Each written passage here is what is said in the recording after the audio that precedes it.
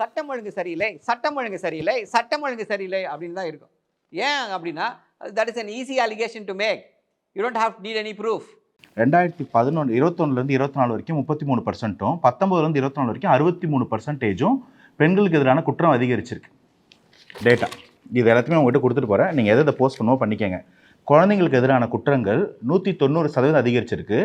போக்சோவில் 6999 பாதிக்கப்பட்ட குழந்தைகளுக்கு 103 கோடி ரூபாய் இழப்பீடு அரசாங்கம் வழங்கியிருக்கு. அரசாங்க அறிக்கை இருக்குது, நான் அதையும் காமிக்கிறேன்.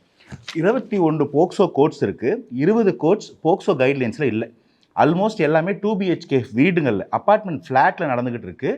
போக்சோவோட நீதிமன்றங்களுக்கு இருக்க முக்கியமான கைட்லைன்ஸில் பாதிக்கப்பட்ட குழந்தைகளும் குற்றம் செய்தவர்களும் இல்லை குற்றவாளிகளோ 2 பேரும் ஒரு வாசலில் வரக்கூடாது. அந்த குழந்தைங்க வேறு வழியில் வரணும். அந்த குழந்தைங்க வாழ்நாள் முழுசும் இவங்களை திரும்ப பார்த்துடக்கூடாதுன்றது தான் அடிப்படையில் காரணம். ஒரு 2 BHK ஹவுஸில் ஒரு பெட்ரூம் வந்து ஜட்ஜோட ரூம், இன்னொரு பெட்ரூம் வந்து காவான காப்பகம். ஹாலில் வந்து இன்வெஸ்டிகேஷன் நடந்தால், ட்ரையல் நடந்தால் அந்த குழந்தைங்க உங்களை பார்க்காம இருக்குமா?